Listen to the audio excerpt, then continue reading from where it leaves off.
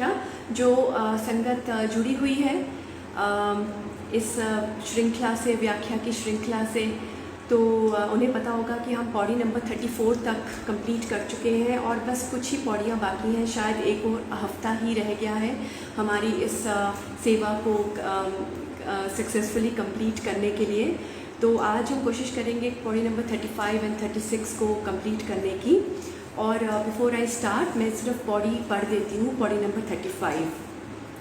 तो पौड़ी नंबर 35 में गुरु नानक देव जी फरमा रहे हैं, धर्म खंड का एहो धर्म, ज्ञान खंड का आखो करम, केते पवन पानी बैसंतर, केते कान महेश, केते बरमे घाड़त घड़िए, रूप रंग के वेश, केतिया करम भूमि मेर केते, केते धू उपदेश, केते इंद चंद सूर केते, केते मंडल देश, केते सिद्ध बुद्ध नाथ केते, केते देवी वेश, केते देव दानव मुंड केते, केते रतन समुंद, केतिया खाणी, केतिया पाणी, केते पाथ नरिंद, केतिया सुरती सेवक केते, नानक अंत ना अंत।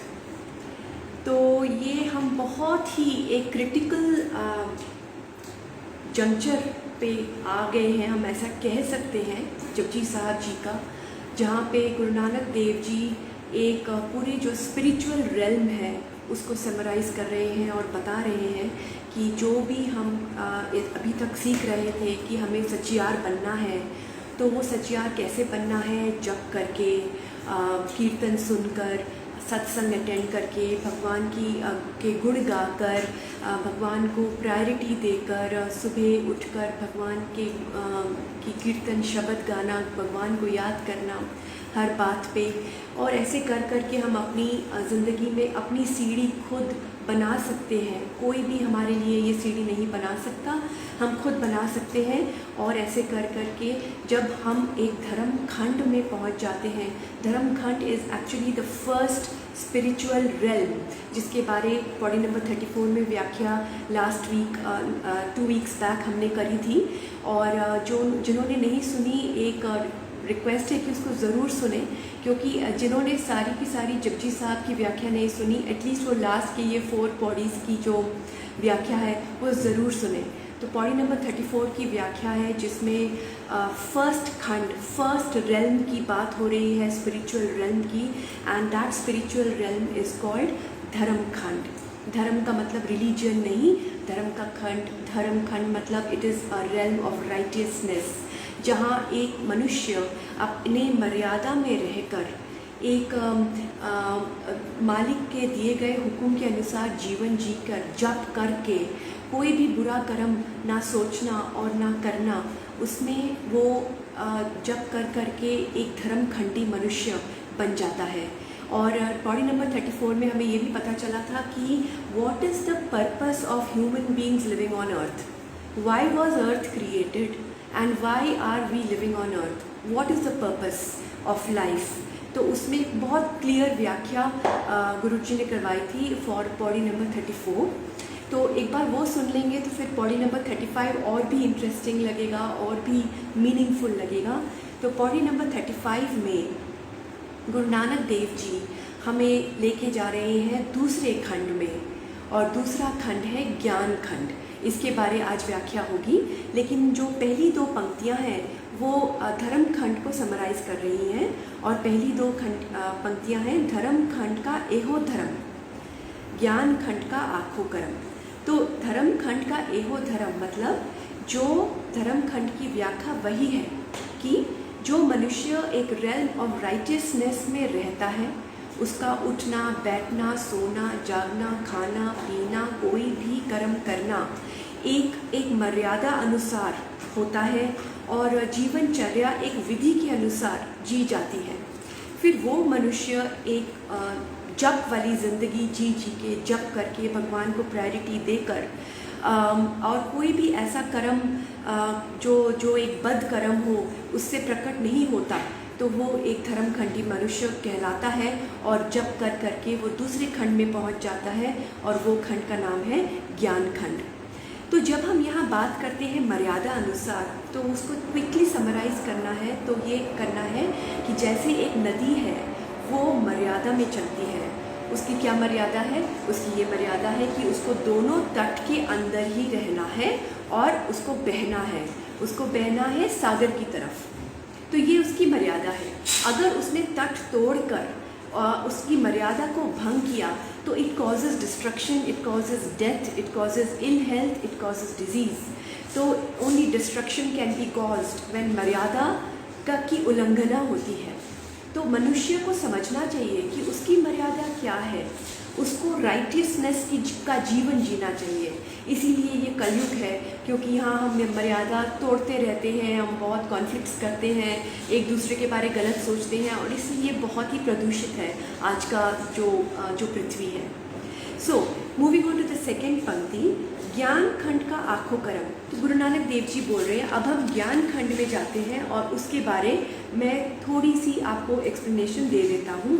तो महाराज कहते हैं कि जो मर्यादा में रहता है, जप करता है, और उसकी जो सुरत है, जो कॉन्शियसनेस है, ये सारे सूक्ष्म एक रेल्म की बात हो रही है। There is nothing physical about what we are talking. ये सारा हमारे अंतरिक्ष मन की जो बात हो रही है, ये उसकी बात है। तो हमारा जो सुरत है वो चढ़ती है सेकेंड रेल्म में, वो है ज्ञान खंड, और वहाँ ज्ञान मंडल तक पहुँच जाती है। तो ये ज्ञान खंड क्या है?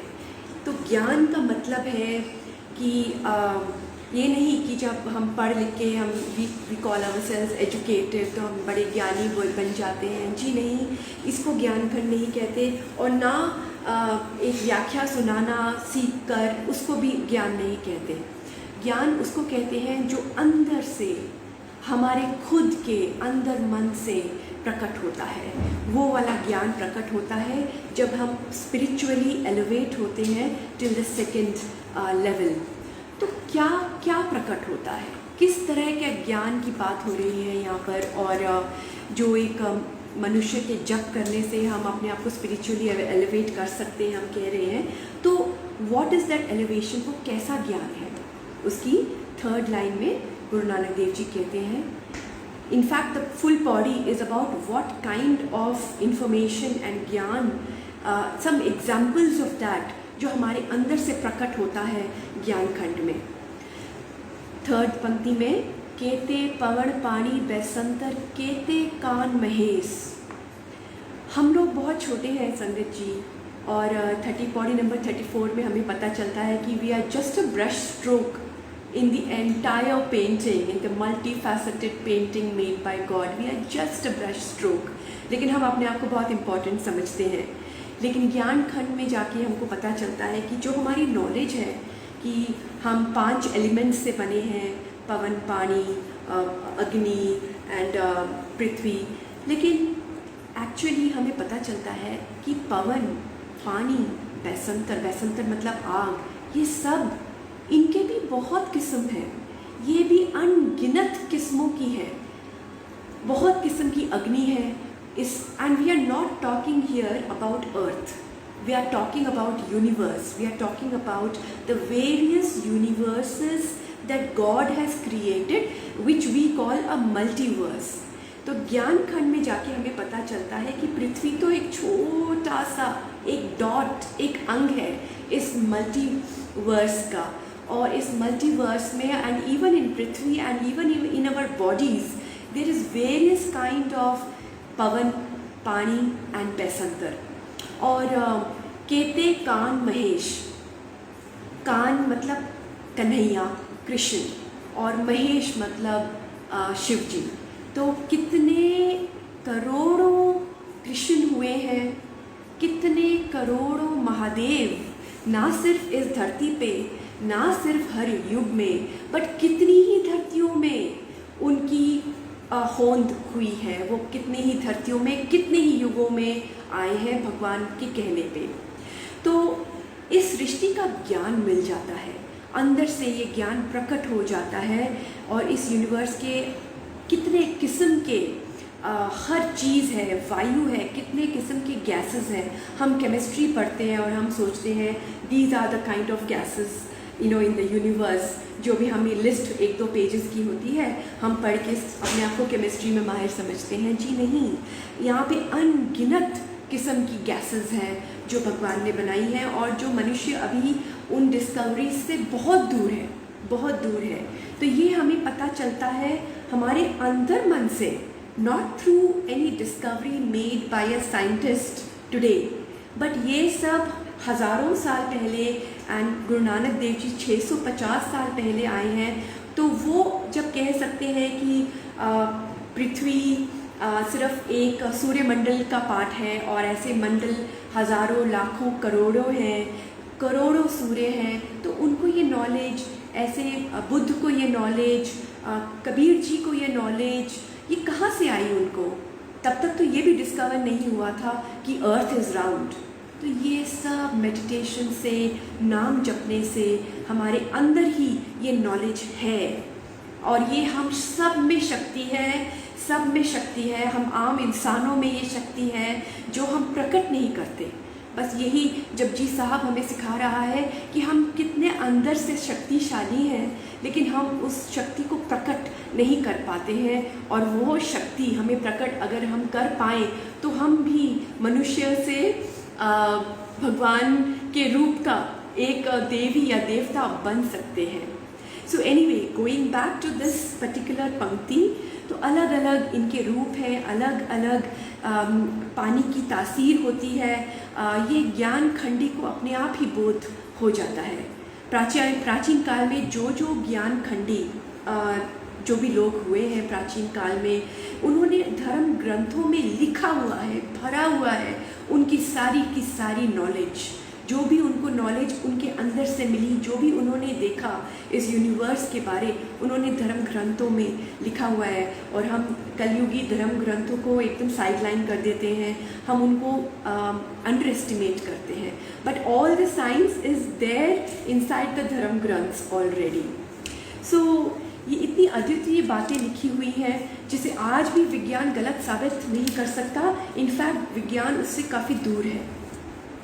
तो कृष्ण जैसे कितने अवतार ना ही इस धरती पे, ना ही इन युगों में, लेकिन कितनी ही धरतियों में कृष्ण जैसे अवतार आए हैं, कृष्ण आए हैं। कितनी ही धरतियों में महादेव हैं। हर धरती के एक शिव जी हैं, एक ब्रह्मा जी हैं और एक विष्णु जी हैं। ऐसा गुरबानी में भी लिखा है और वेदों में भी लिखा हुआ है। और गुरुजी ने कहा है कि वो एक ही हैं, वो हर धरती के जो शिव हैं वो महाशिव हैं गुरुजी। तो हम इतना कुछ हमें नॉलेज मिलती है जब सिर्फ हमारे जप करने से और भगवान को याद करने से। तो हर सागर का पानी अलग है।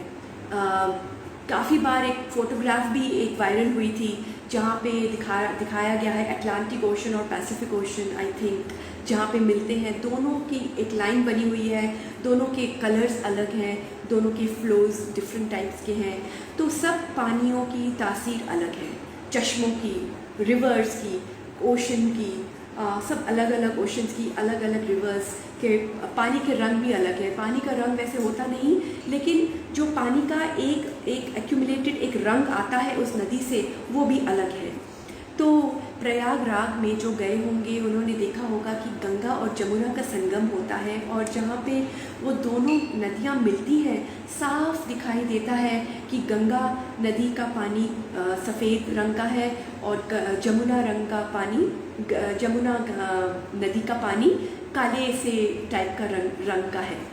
और तासीर अलग है, कैरेक्टरिस्टिक्स अलग है। केमिकल कॉम्पोजिशन पानी का सेम है, लेकिन कैरेक्टरिस्टिक्स अलग हैं क्योंकि डिफरेंट नदी का पानी पी के हमारी बॉडी पे अलग अलग असर होता है।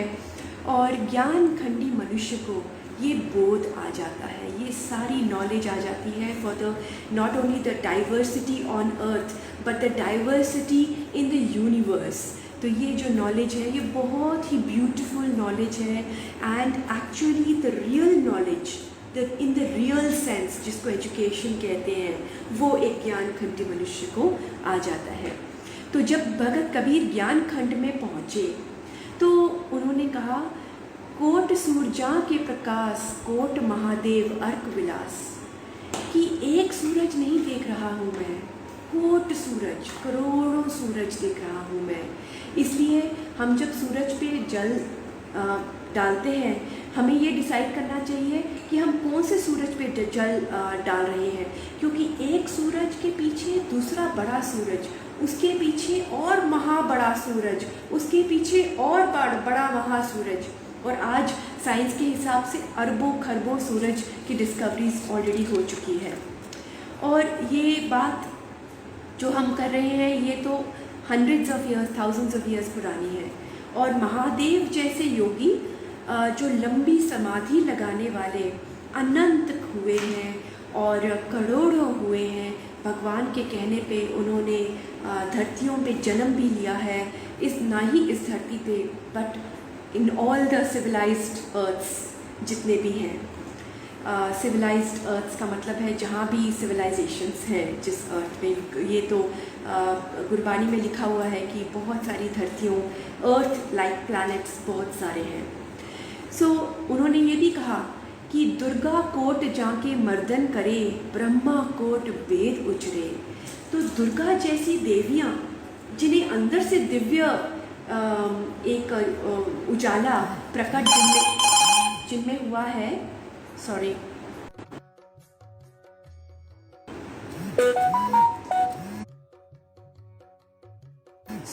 आजकल व्हाट्सएप ऑन करने से भी, इंटरनेट ऑन करने से और फ्लाइट के मोड में रहने से भी इतने सारे कॉल्स आते हैं, कुछ कर नहीं सकते इसके बारे।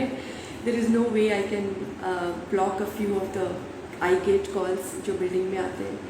सॉरी फॉर दैट संगत जी, लेकिन वी विल कंटिन्यू। तो दुर्गा जैसी जो देवियाँ हैं वो भी करोड़ों हैं, उनके अलग अलग नाम हैं लेकिन हुई करोड़ों हैं। और ब्रह्मा कोट वेद उचरे, ब्रह्मा जी भी करोड़ों हुए हैं, एक नहीं। अब इसकी नॉलेज मुझे ज़्यादा नहीं है, जो गुरबानी में लिखा है मैं वही कह सकती हूँ कि जैसे हम सोचते हैं कि अर्थ में एक ब्रह्मा जी ने भगवान के कहने पे ये सृष्टि को क्रिएट किया, तो ऐसे ब्रह्मा बहुत सारे अर्थ्स में हैं, बहुत सारे प्लैनेट्स में हैं जिन्होंने भगवान के कहने पे, परमात्मा के कहने पे बहुत सारी सृष्टियों में लाइफ को जन्म दिया है, बहुत सारे क्रिएशंस किए हैं। तो ये सब बहुत सारी नॉलेज हमें आ जाती है। तो हमें ये समझ पड़ती है, जब हम ज्ञान खंड में अगर हम पहुंचते हैं तो हमें ये समझ में आ जाता है कि ये सब कुछ उस कादर करीम की कृत है। Everything is a creation of that one God. The one God has created Devis, Devtas, सिद्ध पुरुष, सारे जो ऋषि मुनि, सारे पर्वत, सारे पवन, पानी, पैसंतर, मल्टीवर्स, हमें सब उस एक ही कर्ता ने हमें बनाया है। और हम पुजारी तो हैं, देवियों के, देवताओं के पुजारी तो हम रहते हैं, हम उनकी पूजा ज़रूर करते हैं, लेकिन हमें ये ज्ञान मिल जाता है कि जो देवी हैं, देवता हैं, वो भी भगवान की कृत है, भगवान ने उन्हें बनाया है। और एक वेदास में भी लिखा है और यहाँ भी लिखा है कि कितने करोड़ों देवी देवता हैं, 33 करोड़। और गुरबानी में भी लिखा है कि ऐसे 33 करोड़ कितने करोड़ों हैं।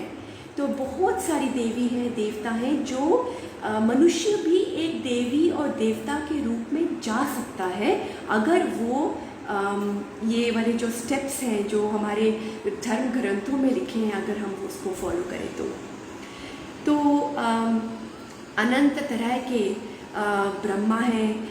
और अगली पंक्ति में केते बर में घाड़त खड़िए रूप रंग के वेश, कितने बर्मा हैं, बर्मा मतलब ब्रह्मा जी हैं, वो भी नहीं गिने जा सकते, अनंत हैं, करोड़ों हैं जो नहीं गिने जा सकते। इसलिए नहीं गिने जा सकते बिकॉज दिस मल्टीवर्स को नहीं गिना जा सकता, इसमें बहुत सारे प्लैनेट्स हैं और बहुत सारे अर्थ्स हैं जो क्रिएट किए गए हैं और उन सब में ब्रह्मा जी बसते हैं।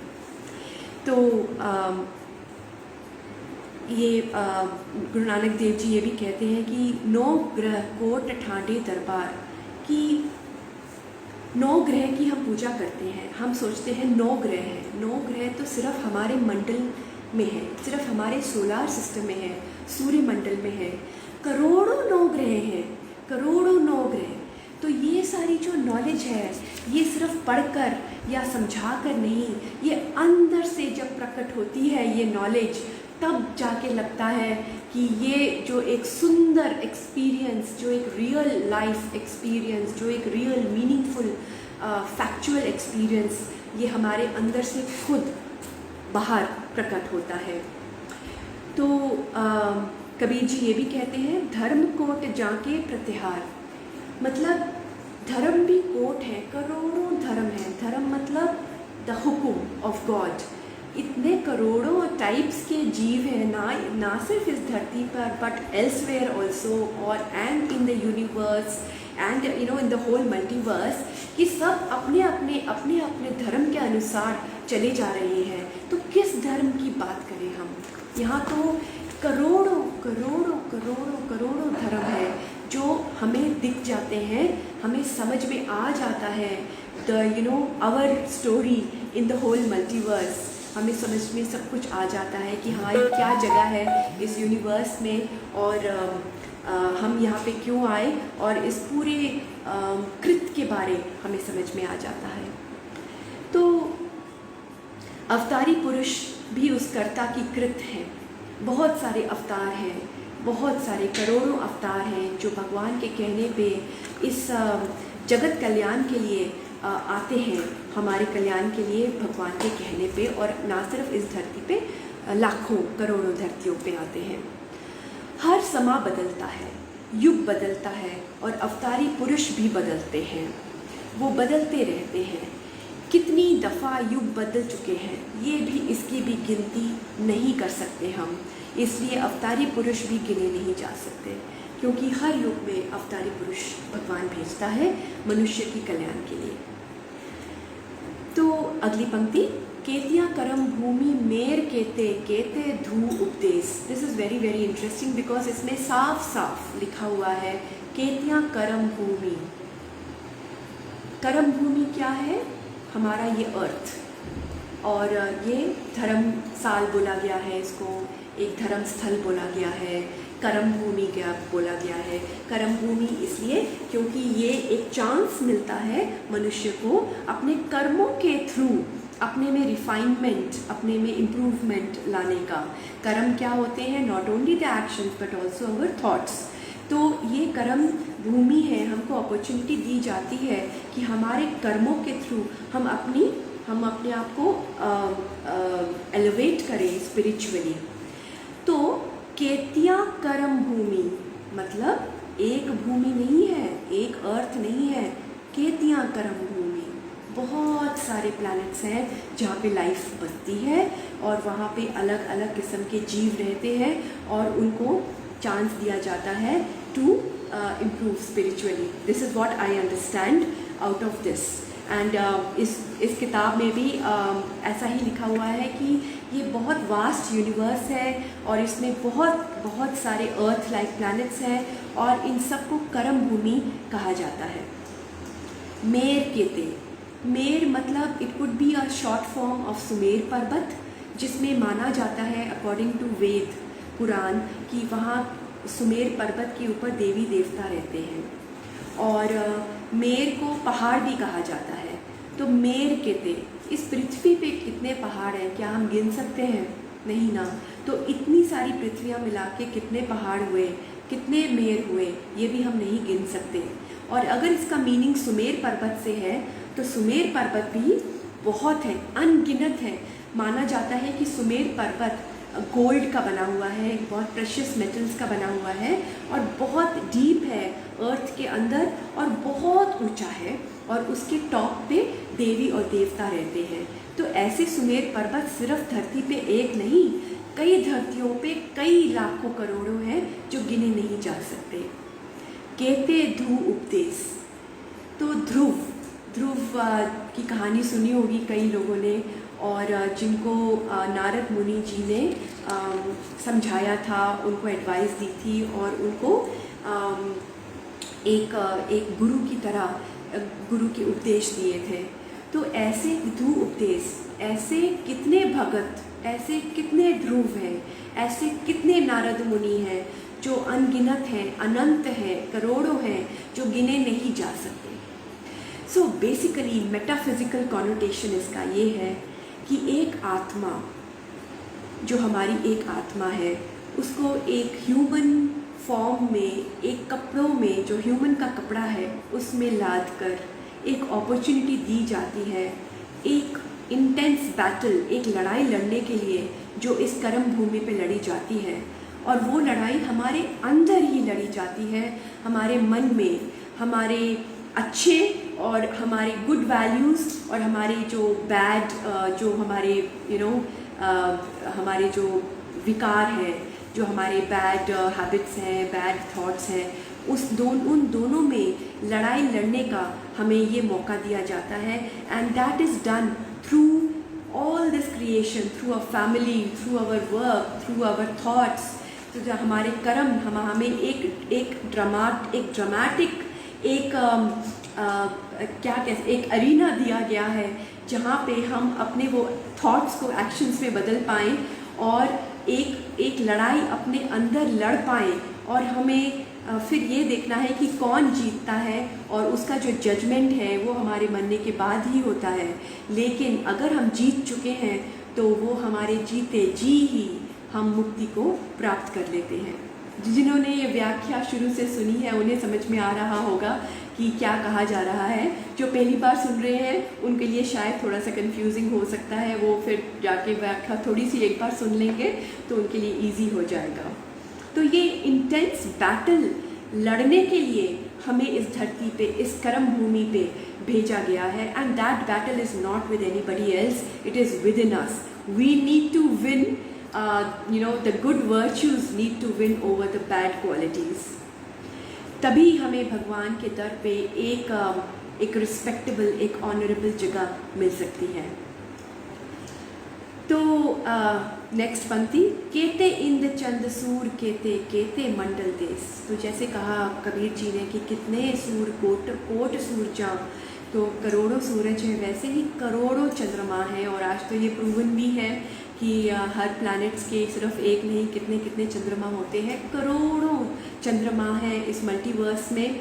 कहते इंद्र चंद सूर्य, कहते इंद्र भगवान से कॉनोटेशन है कि कितने इंद्र भगवान हैं जो अलग अलग धरतियों पे उनको भगवान ने उनकी रिस्पॉन्सिबिलिटी दी हुई है। कहते इंद्र चंद सूर्य, कहते मंडल देश। मंडल के दो मीनिंग्स हो सकते हैं। मंडल एक तो है कॉन्टिनेंट्स जो पृथ्वी के अंदर है और बाकी पृथ्वियों में भी बने हुए हैं, और एक है मंडल देश जिसका मीनिंग है सोलार सिस्टम, एक मंडल ग्रह, एक कलेक्शन ऑफ प्लैनेट्स। तो हमारा सूर्य मंडल कहा जाता है, और ऐसे अनेकों करोड़ों लाखों करोड़ों हैं। तो केते इंद्र चंद सूर्य, केते मंडल देश, ये सब हमें पता चल जाता है। हम शायद गिनती तो तब भी नहीं कर सकते क्योंकि गुरु नानक देव जी ने इधर गिनती नहीं बताई कि कितने हैं। उन्होंने ये बताया है कि करोड़ों करोड़ों हैं। We will be overwhelmed when we reach the state of Gyan Khand, क्योंकि हमें तब पता चलेगा इस यूनिवर्स के बारे जिसके बारे हमें अभी एक फ्रैक्शन भी नहीं पता। तो भगत कबीर जी से ये पूछा गया कि आपको कैसे पता कि इतने सारे जो आप रूपरेखा कहते हो ज्ञान खंड की, कि आप जगत में बताते हो कि आपने देखा कि करोड़ों सूरज हैं, करोड़ों चंद्रमा हैं, करोड़ों महादेव हैं, करोड़ों कृष्ण भगवान हैं, करोड़ों दुर्गा हैं, करोड़ों धरतियाँ हैं, करोड़ों नौ ग्रह हैं, आपको कैसे पता? पीपल चैलेंज्ड हिम कि आपको इतना कैसे पता चल गया? तो कबीर जी ने आंसर किया, कहो कबीर जाने का सोई, हृदय राम मुख रामे होई। यहाँ राम से मतलब है उस परम पिता परमात्मा का। सिर्फ राम भगवान जो अवतार आए हैं उनसे नहीं, राम, अल्लाह, बहुत सारे वर्ड्स में मेंशन्ड हैं for that one God, and इनका मतलब उस राम से है। तो कहते हैं कि ये सिर्फ मैं नहीं, आप भी जान सकते हो, सब जान सकते हैं, हम जैसे आम इंसान जान सकते हैं, क्योंकि ये शक्ति भगवान ने सबके अंदर रख दी है। हमें सिर्फ वो जप करना है, भगवान का नाम लेके अपने मन में भगवान को ढूंढना है। जैसे हमारे मन में इतनी मैल है, इतना प्रदूषण है कि वो भगवान भी उस प्रदूषण के अंदर ही दब के रह गया है। अगर हम उस जप कर करके अगर हम अपने मन को साफ करते हैं तो हम उस स्टेट तक पहुंच सकते हैं जहां हमारे अंदर से ही बहुत इजीली ये नॉलेज बाहर प्रकट हो जाएगी। तो उन्होंने ये समझाया सारे जगत को कि सिर्फ मैं नहीं, सब कर सकते हैं ये।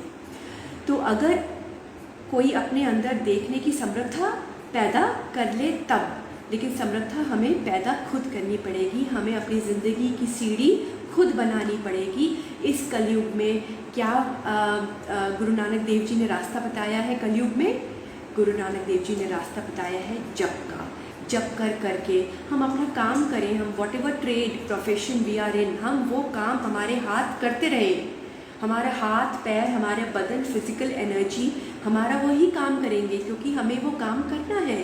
हमको एक फैमिली सिस्टम दिया गया है जिसको हमें सपोर्ट करना है, लेकिन हमारा मुंह जो रसना है और जो हमारा मन है वो तो फ्री है।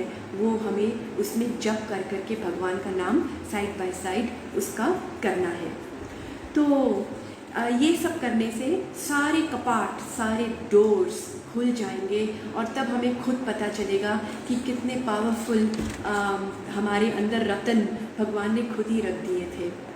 So we are talking about various types of earth here, not only earth, we are talking about various kinds of civilization in this Pauri ज्ञान खंड। अगली पंक्ति, केते सिद्ध बुद्ध नाथ केते केते देवी वेश। सिमिलरली अनेकों सिद्ध पुरुष हैं, कोई 4 या 5 या 10 जितने हम जानते हैं उतने नहीं, करोड़ों सिद्ध पुरुष हैं जिन्होंने सिद्धियां प्राप्त की हुई हैं। अनेकों करोड़ों बुद्ध, महात्मा बुद्ध जैसे बुद्ध हैं जिन्होंने भगवान से मिलाप कर लिया है। और वो हमें कैसे पता चलता है? क्योंकि गुरबानी में लिखा है कि बहुत सारी पृथ्वियाँ मिट रही हैं, they are getting older, they are dying, and बहुत सारी पृथ्वियाँ जन्म ले रही हैं न्यू। और जैसे जैसे पृथ्वियाँ न्यू जन्म ले रही हैं, वहाँ पे उनके खुद के बुद्ध भगवान वहाँ भी जा रहे हैं भगवान के कहने पे, और वहाँ भी जग कल्याण हो रहा है। सो अनेक देवियाँ हैं, कहते देवी वेश, अनेक देवियाँ हैं जिनके अंदर दिव्य ज्योति प्रकट हो गई है, जैसे हमने पहले व्याख्या करी है। अगली पंक्ति, केते देव दानव मुन केते केते रतन समुद्र। कितने देवता हैं, कोई गिनती नहीं। कितने दानव हैं। देवता और दानव में क्या फ़र्क है? दोनों शक्तिशाली हैं, दोनों भगवान ने ही बनाए हैं और दोनों बहुत शक्तिशाली होते हैं। लेकिन जो दानव होते हैं वो अपनी शक्ति एक गलत तरीके से इस्तेमाल करते हैं, वो एक गलत रास्ते पे अपनी शक्ति को इस्तेमाल कर लेते हैं। तो लेकिन इस पूरे मल्टीवर्स में करोड़ों देव दानव, अनगिनत, करोड़ों भी गलत होगा, अनगिनत देव हैं, अनगिनत दानव हैं, अनगिनत ऋषि मुनि हैं, और केते रतन समुद्र। कितने समुंदर हैं, करोड़ों। हमारी पृथ्वी पे हम 7 या कितने गिनते हैं ओशंस हैं, 5 ओशंस हैं, लेकिन ऐसे करोड़ों ओशंस हैं, करोड़ों इस मल्टीवर्स में। और उसके अंदर कितने रतन हैं। समुद्र को रत्नावली कहा गया है क्योंकि समुद्र के अंदर बहुत किस्म के रत्न मिलते हैं। तो सिर्फ हमारी धरती पे नहीं, ऐसे करोड़ों समुद्र हैं जिनके अंदर करोड़ों किस्म के रत्न पाए जाते हैं। अगली पंक्ति, केतियाँ खाणी केतियाँ बाणी केतियाँ पात नरिंद्र। Very very interesting. केतियाँ खाणी, खाणी मतलब the sources, the origin of creation. मतलब जैसे अब हमारे जो अर्थ पे 4 सोर्सेज हैं क्रिएशन के, अंडज, जेरज, सेरज, उत्भुज। और ये सब गुरु नानक देव जी ने कितने हंड्रेड्स ऑफ ईयर्स पहले लिखा था, जो अब जाके डिस्कवर हो रहा है। अंडज मतलब जो अंडे से पैदा होता है, एग। जेरज मतलब born of placenta through a womb, जैसे ह्यूमन बींग्स। सेरज जो पसीने से, मैल से, हमारे बदन पे जो मैल पसीना है उससे पैदा होता है, जैसे बैक्टीरिया, जैसे जुई। उत्भुज मतलब फ्लोरा, जो पेड़ पौधे पैदा होते हैं, उत्भुज। तो these are the 4 sources and the only 4 origin of life on planet earth. But ऐसे करोड़ों ऐसे खानियाँ हैं जो अलग अलग प्लैनेट्स में उनके ओरिजिन्स ऑफ लाइफ हैं।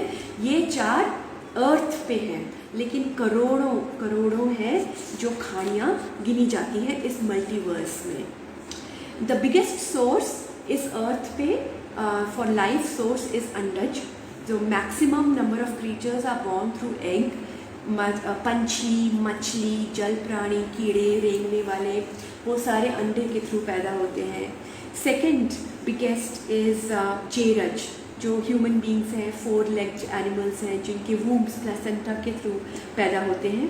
थर्ड इज सेरज, जो जुइयाँ स्वेट के थ्रू, जो इंसान या जानवरों के ऊपर जो उन्हीं के स्वेट और ग्राइम से जो पैदा होते हैं। और फोर्थ है उत्भुज, the trees and plants. So this is the ranking. और ये तो सिर्फ 4 मात्र लोक में है। तो ऐसे कई पृथ्वियाँ हैं, अनेकों पृथ्वियाँ हैं, तो अलग अलग तरह की खानियाँ, और इनकी भी गिनती नहीं की जा सकती। केतियाँ बाणी, तो मनुष्य, हमारी कितनी लैंग्वेजेस हैं हम गिन भी नहीं सकते। तो हम सिर्फ अपनी लैंग्वेजेस वैसे गिनते हैं। ये पशु की, पक्षियों की, कीड़े मकोड़ों की, सबकी अपनी अपनी लैंग्वेज है। सब अपनी अपनी लैंग्वेजेस में बात करते हैं। एक कुत्ता भौंकता है, बिल्ली भौंक नहीं सकती, उसकी अपनी लैंग्वेज है। एक बंदर की अपनी लैंग्वेज है, शेर की अपनी लैंग्वेज है। तो बहुत सारे लैंग्वेजेस हैं। और सिर्फ इस धरती पे नहीं, अलग अलग धरतियों पे करोड़ों वाणियाँ हैं, करोड़ों। तो ये सारे अंदाजे हमें नहीं लग सकते आम जिंदगी में।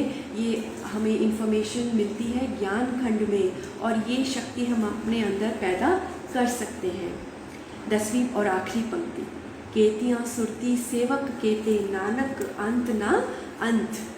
तो सुरती मतलब विचारक, सेवक जो जप करते हैं। कितने हैं विचारक जो अपने विचार रखते हैं अपने, क्योंकि ज्ञान खंड में पहुंच गए होते हैं। उनको बहुत सारे विचार आते हैं, उनको थॉट्स आते हैं, उनको उनकी नॉलेज बढ़ती है, और वो अपने सामने रखते हैं।